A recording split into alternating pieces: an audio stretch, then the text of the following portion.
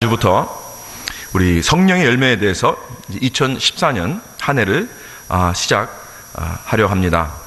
금년 한 해에는 여러분 가정에 우리 사랑과 희락과 화평과 오래 참음과 자비와 양성과 충성과 온유와 절제의 성령의 열매가 많이 맺어지는 놀라운 은혜 하나님께서 내려주시길 간절히 주님의 이름으로 축원합니다. 우리가 성령이 충만하게 되면은 성령의 열매를 맺게 되는 것입니다. 그런데 성령의 열매를 가만히 묵상해 보면은 하나같이 다 인격적입니다. 우리의 인격하고 직접적인 연관이 있다는 것입니다. 이런 열매를 우리가 맺고 살아간다면은 그 사람은 인격적인 사람이다 라고 우리는 즉시 볼 수 있게 되고 또 그렇게 칭찬을 받게 될 것입니다. 우리가 그 성령의 열매는 우리 관계 속에서 나타나는 것입니다. 내가 혼자 그냥 살면서 아무도 관계없이 내가 성령의 열매를 맺어간다, 그렇게 할 수는 없는 것이죠. 내가 아무리 9가지 열매를, 그 가치관을 내가 소유하고 있다고 해도 그 연습할 수 있는 대상이 있어야 되는 것입니다. 그래서 이 성령의 열매라는 것은 인격적이고 그리고 굉장히 관계적입니다. 누구와 함께 이 공동체의 그러한 삶을 통하여서, 아니면 누구와 관계를 통하여서 그것을 전제로 하고 있는 것입니다. 그거 없이 그냥 열매가 맺어지는 것이 아닙니다. 그렇기 때문에 성령이 충만한 사람은 자꾸 밖으로 다른 사람들에게 향하게 되어 있습니다. 사람을 피하고 자꾸 외톨이가 되기 원하는 것은 성령 충만의 모습이 아닙니다. 그래서 공동체 생활이 중요한 것입니다. 하나님의 계획은 우리 교회를 통하여서 우리를 부르시고 성장시키시고, 교회를 통하여서 성령의 열매를 많이 맺게 하여 주시고, 또 교회라는 공동체를 통해서 하나님의 뜻을 이루시기를 원하십니다. 그런데 요즘은 보면은 그 인터넷으로만 이렇게 예배를 드리는 그러한 사람들도 많이 있다고 합니다. 또는 뭐 TV를 통해서 예배를 드린다든가, 그렇게 그 사람들과 만나기 싫어하고 또 예배를 안 드릴 수는 없고, 그래서 그냥 집에서 TV 아니면 또 인터넷을 통해서 그냥 예배 드리겠다. 워낙 요즘은 뭐 인터넷이 잘 돼 있고 또 뭐 이런 카메라 시설이 너무 잘 돼 있기 때문에 마치 내가 그 자리에서 있는 것 같이럼, 있지는 않지만 그런 뭐 느낌으로 같이 하나님께 예배를 드린다, 뭐 이렇게 하는 그러한 사람들도 있습니다. 그러나 여러분, 아무리 훌륭한 예배라도, 아무리 훌륭한 설교라도 인터넷이나 이런 TV나 이러한 일렉트로닉 이런 것을 통하여서 예배를 드린다는 것은 그 안에서 성령의 열매를 맺어질 수 없는 것입니다. 그래서 교회를 떠나서 나 혼자 신앙생활을 하겠다는 사람들은 성령의 열매를 맺을 수 없는 것입니다. 그것은 하나님의 디자인이 아닙니다. 그것은 성경적이 아닙니다. 성령의 열매를 저버리는 것입니다. 반대로 우리가 공동체에 깊이 들어가면 갈수록 우리는 성령의 열매를 맺을 수 있게 되는 것입니다. 왜냐하면 열매란 하나같이 다 인격적이고 관계 속에서 나타나기 때문에 그렇습니다. 물론 우리가 살아가다가 실수를 할 수는 있죠.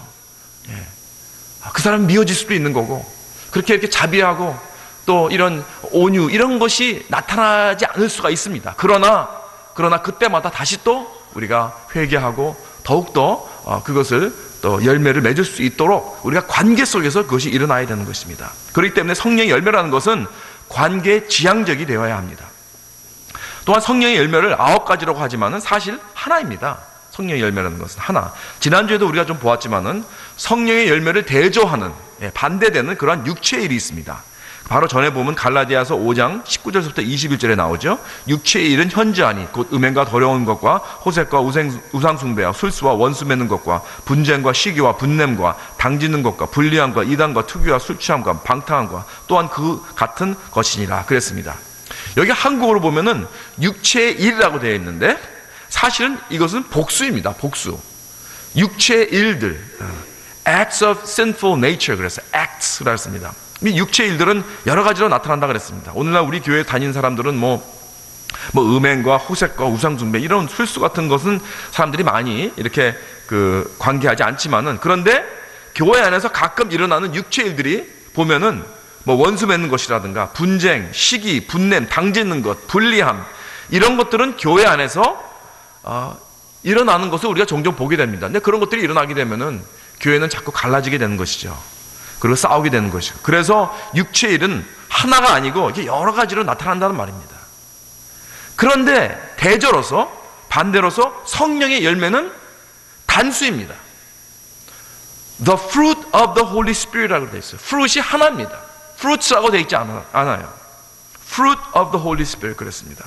그렇다면 성령의 열매라는 것은 각각 다른 항목들이 아니고 사실은 하나라는 거예요. 예. 그래서 내가 성령 충만하다면은 내가 사랑을 맺고 그 다음에 사랑을 맺는다면은 희락을 맺고 그 다음에 희락이 있으면은 화평이 있고 화평이 있으면 오래 참음이 있고 이렇게 계속 다 연결이 된다는 거예요. 거기서 하나라도 빠지면 안 된다는 것입니다. 이 사람은 충성이 있는데 사랑이 없어. 그럼 그 사람은 성령의 열매가 없다는 것입니다. 이 사람은 참 자비가 넘치는데 오래 참음이 없어. 그렇다면 이 사람은 사실 성령의 열매가 없다는 것입니다. 사랑하는 성도 여러분, 우리가 성령 충만하여서 성령의 열매를 맺는다는 것은 예수 그리스도의 인격을 닮아간다는 것입니다. 그렇다면 예수 그리스도의 인격을 한마디로 말한다면 무엇이라고 얘기할 수 있을까요? 사랑입니다. 사랑. 하나님은 그래서 사랑이시라 그랬잖아요. 이 사랑이 하나님을 가장 근본적으로 잘 표현하고 있습니다. 그래서 성령의 열매는 사랑으로 시작하는 것입니다. 사랑이 가장 핵심이고 근본이기 때문에 모든 것이 다 사랑에서부터 시작했기 때문에 그런 것입니다. 여러분 성경을 요약한다면은 우리가 십계명을 볼 수가 있습니다. 그렇죠? 성경을 요약해서 어떻게 말할 수 있는가? 십계명으로 얘기할 수 있습니다. 그렇죠? 그러나 이 십계명을 또 다시 한번 요약한다면 또 우리가 어떻게 요약할 수 있는가? 예수님의 대계명입니다. 그렇죠? 마음을 다하고 목숨을 다하고 뜻을 다하여 주 하나님을 사랑하고 내 이웃을 내 몸과 같이 사랑하라는 이 대계명. 그러니까 성경을 요약한다면은 하나님 사랑, 이웃 사랑, 이것이 기독교의 근본입니다.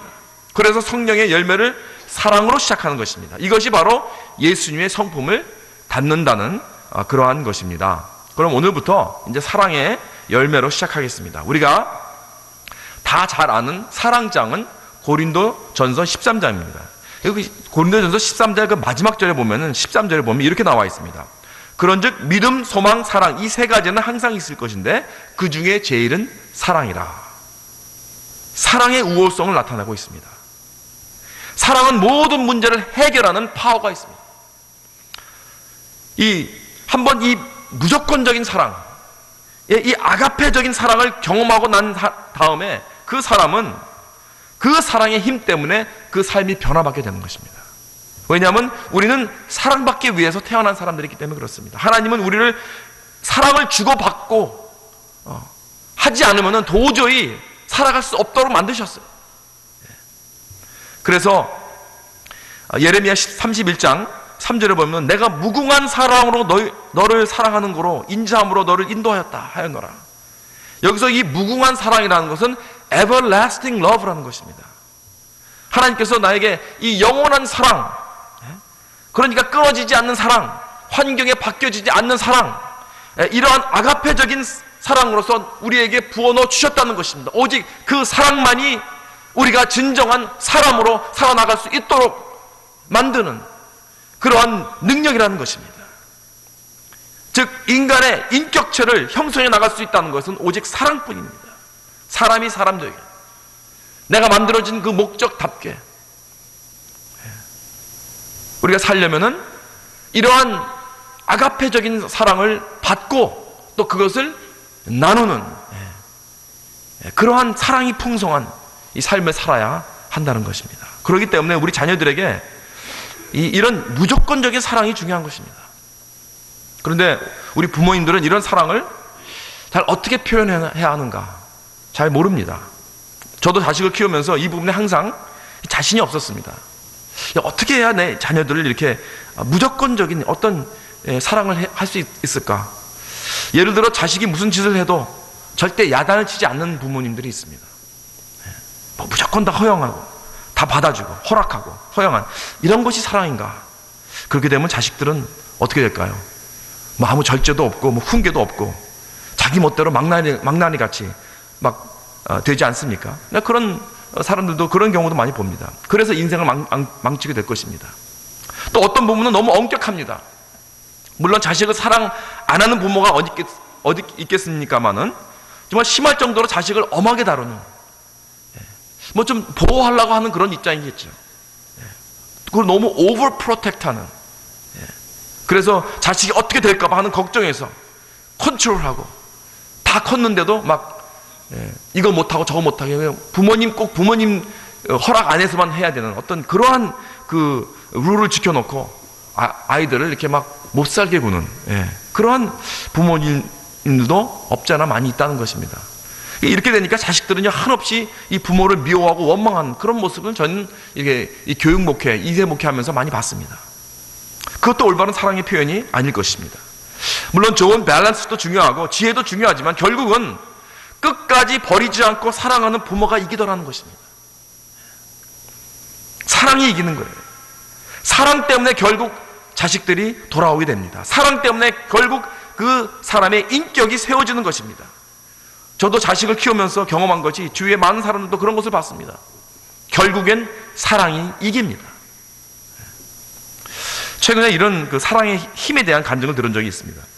한국에서 이 사춘기 이 아들과 단둘이 사는 한 어머니의 이야기인데, 그 어머니가 아들을 피해서 뛰쳐나오게 됐다는 것입니다. 이 사연이 뭔가 하냐면은, 이 아들이 게임 중독에 빠져가지고 아주 그야말로 정말 인간 이하 상태로 나빠진 것입니다. 이 아들이 언제부터 그렇게 변하게 됐냐면은, 중학교 2학년 때 이제 아버지와 차를 타고 가는데 그 불의의 사고로서 아버지가 목숨을 잃었습니다. 이 사고 이후 이 어린아이, 이 아들이 항상 자기가 아버지를 죽였다고 생각한 거예요. 그래가지고 그 죄책감에 사로잡혀 그래서 괴로워하다가 뭐 이제 학교도 안 가고 친구도 안 만나고 집에서 그냥 게임만 했다는 거예요. 갑작스럽게 남편을 잃은 어머니가 이제 생계를 꾸려 나가야 되기 때문에 이제 나가서 일을 하고, 또 아들의 상태를 이렇게 돌아볼 그런 겨를이 없었던 것입니다. 그래서 이게 아들이 이렇게 너무 심각하게 되었다라고 느꼈을 때는 이미 이제 늦었습니다. 게임 중독이 되어버린 것입니다. 이 게임 중독이라는 게 굉장히 무섭더라고요.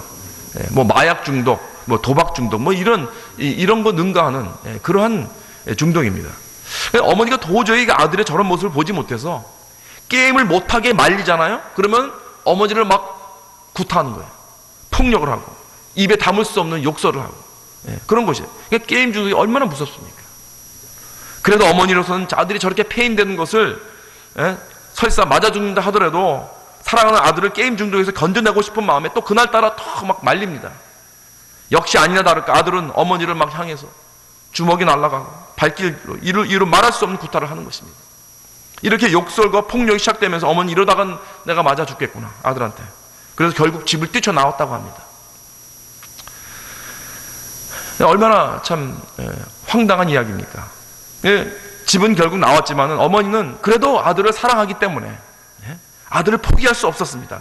그래서 그날부터 어머니는 아들이 밤새 이제 게임을 하다가 잠이 들 무렵에 몰래 집에 들어가서 밥상을 차려놓고 나옵니다. 아들을 위해서.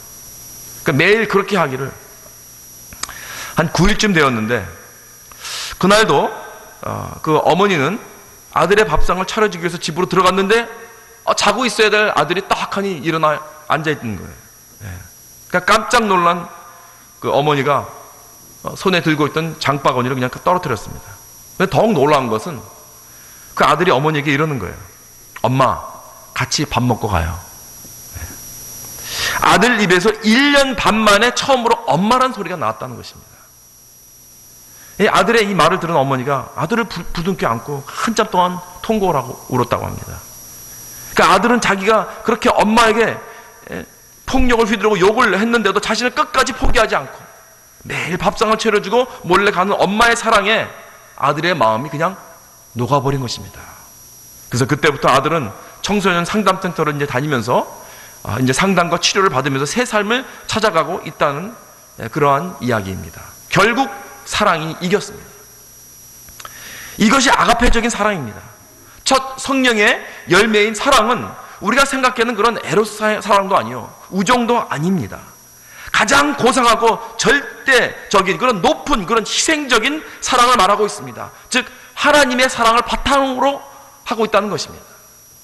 이런 사랑은 끊임없이 주는 사랑입니다. 밖으로 흐르는 사랑입니다. 근본적으로 순수하게 남에게 유익을 주고 남의 필요를 채우고 남을 더욱 좋고 크게 아름답게 만드는 모든 방향이 남 방향적인, 타인 방향적인 그러한 사랑이라는 거예요. 요한복음 3장 16절 같은 그러한 사랑 말입니다. 하나님이 세상을 이처럼 사랑하사 독생자를 아낌없이 주셨으니, 그런 사랑 말입니다.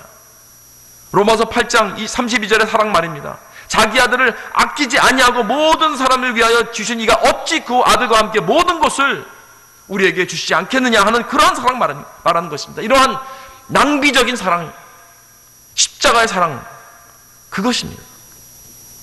여러분, 십자가의 사랑을 한번 생각해 볼 때 저는 이 생각을 안 할 수가 없습니다. 꼭 십자가만이었습니다. Did it have to be the cross? 무엇이든지 다 할 수 있는 하나님인데 왜 꼭 십자가였을까? 왜 굳이 독생자 예수 그리스도야만 했을까? 왜 그런 가장 위대한 사랑, 위대한 희생이었으면 했을까? 여러분, 그 당시 사형 방법 여러 가지 있었습니다. 그러나 십자가가 가장 악독하고, 그런 가장 밑바닥 형편없는 그러한 죄인들에게만 해당되는 그러한 사형틀이었습니다. 그래서 인간으로서는 제일 고통을 많이 주면서 죽게 하도록 연구해내서 만든 사형틀입니다. 그게 십자가였습니다. 왜 거기에서 온 우주를 만드시고 아버지 하나님의 아들인 예수 그리스도가 거기에서 매달리셔야겠나? 글쎄요, 저는 이 우둔한 어린은 도저히 이해가 되지 않지만 이건 낭비라고 생각되는 것입니다. 이건 낭비다. 그까지 우리 인간이 뭔데? 하나님의 아들 독생자 그리스도가 사람으로 오셔서 십자가에 못 박혀 돌아가셨단 말입니까? 이건 낭비 아닙니까? 마치 자그마한 컵에다가 바켓으로 물을 그냥 갖다 부어 붓는 그런 생각이 드는 거예요. 이 감당치 못할 예수님의 사랑을 사람들 앞에서 행위로 보여준 사람이 있습니다. 옷값을 깨트린 여인입니다. 300데나리온이나 되는 그러한 향유가 가득 찬 옷값입니다.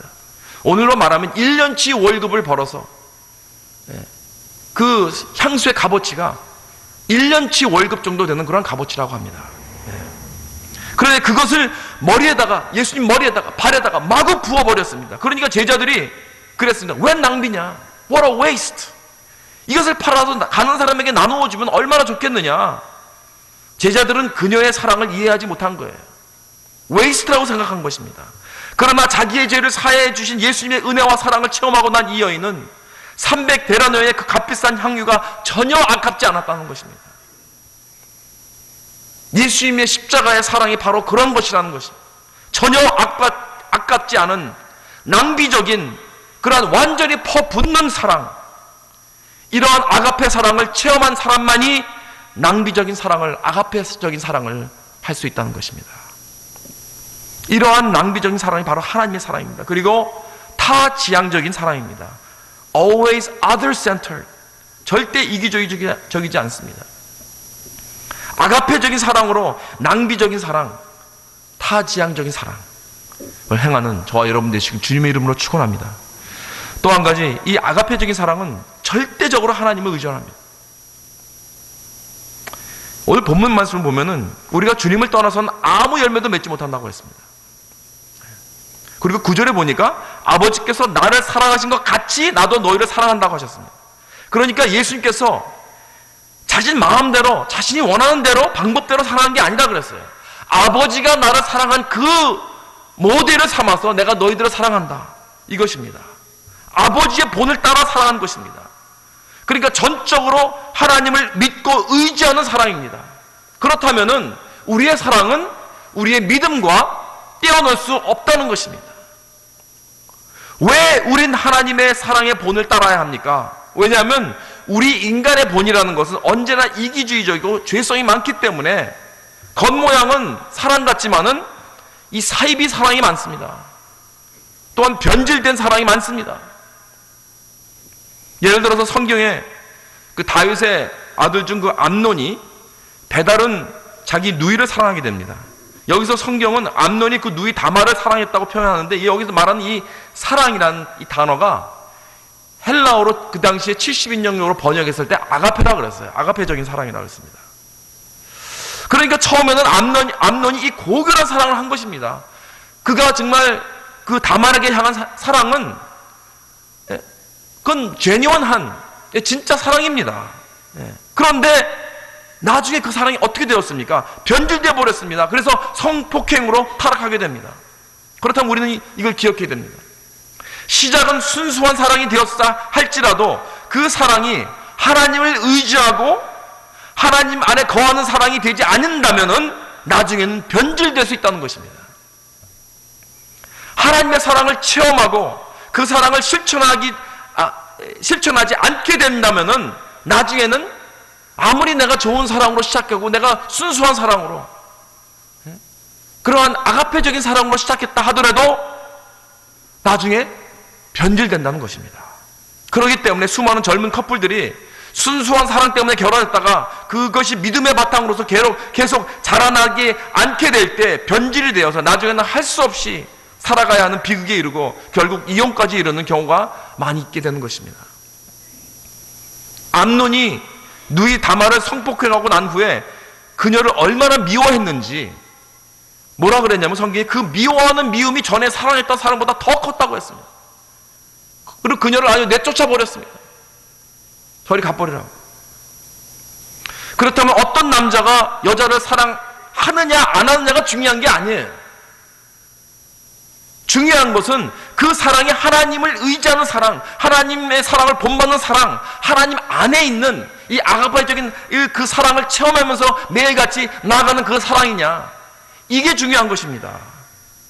그렇기 때문에 내가 크리스천이라면은 내가 나의 결혼 대상을 선택할 때 그 사람이 나를 사랑하느냐 안 하느냐 이게 중요한 게 아닙니다. 여기에 달리는 게 아닙니다.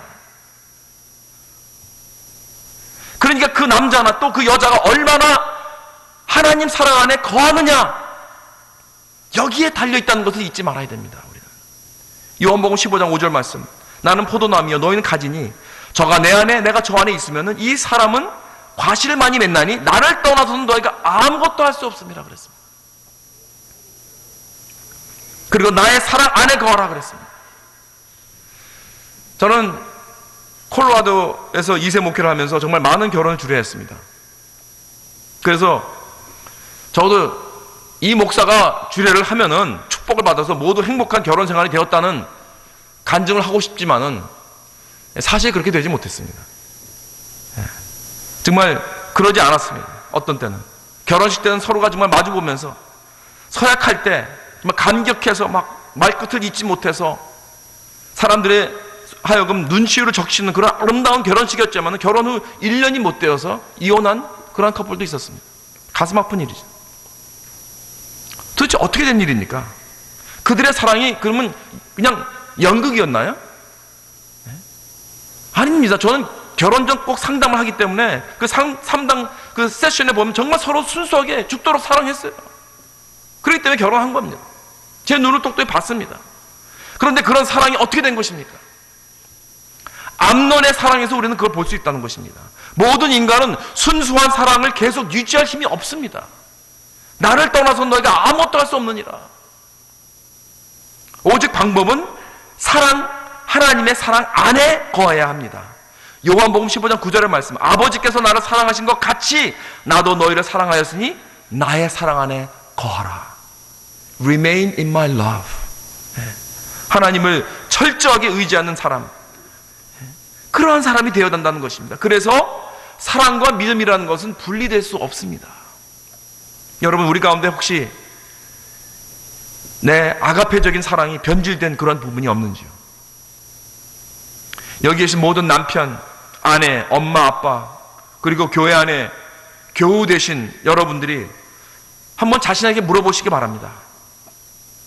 내 사랑이 변질되어 있지는 않느냐? 여러분 가정을 생각해 볼 때 내 자신에게 물어보시기 바랍니다. 내가 내 남편에 향한 그 사랑, 내 아내에게 향한 그 사랑, 결혼식에 때 서약했던 그 약속처럼 부할 때나 가난할 때나 기쁠 때나 슬플 때나 건강할 때나 아플 때나 어떤 상황이 닥쳐와도 당신만을 충성하고 사랑하겠다는 이 아가페적인 사랑, 그동안 변질되어 있지는 않는지, 내 자녀들에게 그 순수한 무조건적인 그러한 사랑, 오늘날 우리 자녀가 정말 좋은 대학에 들어가고 직장을 갖고 잘 살고 성공해서 남들 자랑거리가 될 수 있는 그런 내가 남들에게 가서 우리 자녀들 이렇게 되었다, 이런 대학에 가서 이러한 잡을 찾아서 이렇게 돈 많이 벌어서 잘 되었다고 자랑하기 위한 어떤 그런 이기주의적인 그런 사랑으로 바뀌어지지 않았나요? 사랑하는 성도 여러분, 우리가 가정이 회복되기 위해서는 하나님을 철저히 의존해야 합니다. 예수 그리스도를 통한 하나님의 사랑을 우리는 본받아야 합니다. 나는 포도나무여 너희는 가지니 저가 내 안에 내가 저 안에 있으면 이 사람은 과실을 많이 맺나니 나를 떠나서는 너희가 아무것도 할 수 없습니다. 나의 사랑 안에 거하라. 다시 한번 우리의 사랑을 점검해 보시기 바랍니다. 우리의 사랑이 남지향적입니까? 내 남편과 아내, 내 자식들을 향한 사랑이 이렇게 비이기주의적인 그러한 특성을 우리는 가지고 있습니까? 우리 부모님들은 많은 경우 우리 자녀들을 위한다는, 사랑한다는 동기부여를 가지고 성적을 가지고 막 자녀들을 들들 볶는 그러한 분들이 너무나 많습니다. 우리 자녀들을 좋은 대학에 보내서 어떻게 해서든지 우리 자녀들이 이 세상에서 성공시키기를 원하는 그런 순수한 동기 뒤에는 내가 혹시 못 이뤘던 그 꿈을 우리 자녀들을 통해서 이루고 싶은 그러한 마음은 없나요? 또는 남들이 더 잘 알아주기 원하는 그러한 이기주의적인 그러한 마음은 없나요? 우리 한번 솔직하게 우리 자신에게 물어보십시다. 우리 사랑은 하나님을 의지하고 본받는 그러한 사랑인가요? 나는 하나님의 그 절대적이고 희생적인 무조건적인 그러한 사랑에 나는 항상 거하고 있습니까? 그러지 않는다면 아가페적인 사랑을 유지할 능력이 나는 전혀 없습니다. 나의 사랑 안에 거하라. 오직 사랑만이 승리할 수 있는 것입니다. 누가복음 15장에 보면은 우리가 다 잘 아는 이 탕자의 이야기가 나옵니다.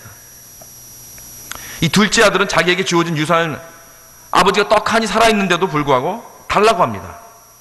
여러분, 나에게 유산을 달라고 하는 것은 아버지 죽으라는 거나 마찬가지예요. 그런데 이 인자한 아버지는 그 둘째 아들에게 유산을 다 줍니다. 그 돈을 받아가지고 아들은 집을 나가서 허랑방탕 생활을 하면서 돈 다 까먹고 폐인이 되어가지고 다시 아버지 집으로 돌아옵니다. 멀리서 아들이 돌아오는 모습을 보고 너무 기뻐서 아버지는 달려갑니다. 그리고 그를 안기면서 입을 맞춥니다. 아들이 막 입을 열어서 이제 잘못했다고 말을 얼버무리기 시작하니까 듣기 싫다는 듯이 종들에게 소리 지릅니다. 빨리 가서 내 옷과 내 신발과 내 가락지를 가지고 와라. 그리고 아들에게 이 가장 좋은 옷과 반지와 신발을 입힙니다. 즉시 다시 식구로 또 아들로 받아준다는 그러한 의미죠. 가락지를 낀다는 것은. 아들은 다시 종으로 들어와서 아버지에게 빚진 그 돈을 갚겠다는 마음으로 거지 모양을 하고 들어왔는데 이게 웬일입니까? 뿐만 아닙니다. 아버지는 살찐 송아지를 잡아라, 동네 사람들을 불러라, 잔치를 벌이자. 여러분, 살찐 송아지는 그때 당시에 가장 귀한 이 고기입니다. 필레 미니언 같은 거예요. 위어, 제일 비싼 고기. 그러니까 막 음악이 흘러나오고 잔치를 하고 사람들이 춤을 추고 이 돌아온 둘째 아들로 인하여서 온 동네가 잔치를 합니다. 이 광경 한번 상상해 보시길 바랍니다. 하나님의 아낌없는 사랑과 용서를 아주 생생하게 그리는 그런 장면이었습니다. 여러분, 그리고 또 하나를 생각해 보세요. 이 둘째 아들의 그 불효가 얼마나 악독했는지, 그 행위가 얼마나 그 악한 것인지, 아버지를 모독하고 아버지의 삶을 갈기하게 찢어버리고 나가버리곤 온갖 쾌락과 타락함으로 다 써버리고 나서 완전히 폐인이 되어가지고 돌아온 이 마저 죽어야 마땅할 이러한 아들. 그런데 그 아들을 이렇게 아낌없이 사랑과 인자를 부어넣는 이 아버지는 도대체 어떠한 분이시길래? 그렇다면 이 둘째 아들과 같은 자도 회개하고 돌아왔을 때 최고의 사랑으로 받아주신 하나님이라면 내가 어떠한 죄를 지었든지 내가 무슨 일을 저질렀든지 하나님께서 용서 못할 죄는 없다는 것입니다. 내가 아무리 영적으로 밑바닥이 있다고 해도 아버지의 그 집은 풍족한 음식이 넘치게 있듯이 아버지의 집으로 돌아오기만 한다면은 아버지의 놀라운 그 은혜를 우리는 체험한다는 것입니다. 이 스토리에서 예수님은 그 아버지의 그 지나친 정말 낭비스러운 사랑과 은혜를 보여주십니다. 여러분, 탕자란에서 이 탕이란 뜻은 아끼지 않고 다 써버린다는 낭비라는 뜻입니다. 낭비. 그래서 탕자 아니야, 프라디거. 아버지의 그 모은 재산을 다 낭비해 버렸습니다, 이 자식은. 근데 거기에 대해서 아버지는 또 그 아들에게 또 아낌없이 은혜와 사랑을 다 낭비해 버립니다. 이것이 하나님입니다. 그래서 우리 하나님은 탕부가 된 것이 아닙니까? 방탕한 아들의 죄를 따지지 않고 아들이 다 써버린 유산을 아까워하지 않고 아낌없이 은혜를 베풀어 주셔서 그 아들에게 또 낭비해버리는 그런 아버지, 그게 우리 하나님 아버지라는 것입니다. 하나님 아버지의 사랑이 우리를 이기게 한 것입니다. 이 사랑 안에 우리는 거해야 됩니다. 이 사랑을 경험하고 난 후에는 우린 절대로 옛날 생활로 돌아가지 않을 것입니다. 이 아가페 사랑을 경험하고 난 그 사랑으로 우리가 남을 대할 때 또한 다른 아가페 사랑을 낳게 되는 것입니다. 어떤 사람이 그랬습니다. 아가페 사랑은 또 다른 사랑을 낳을 때라야만 그것이 진짜 아가페 사랑임을 입증하는 것이다. 사랑하는 성도 여러분, 아가페적인 사랑을 회복하시기 바랍니다. 내 사랑이 변질되었다면 오늘 주님 앞에 회개하며 다시 처음 사랑으로 회복되시길 바랍니다. 내 남편, 내 아내, 내 자녀에게 향한 사랑, 내 부모에게 향한 사랑, 내 이웃과 내 교회에게 향한 사랑, 주님 다시 회복해 주시옵소서. 이것이 오늘 우리의 기도입니다. 우리가 성령 충만을 통하여서 이 아가페적인 사랑 열매가 나타날 때 하나님께서 기뻐하시는 그러한 저와 여러분 되시길 주님의 이름으로 축원합니다. 다 같이 기도하겠습니다.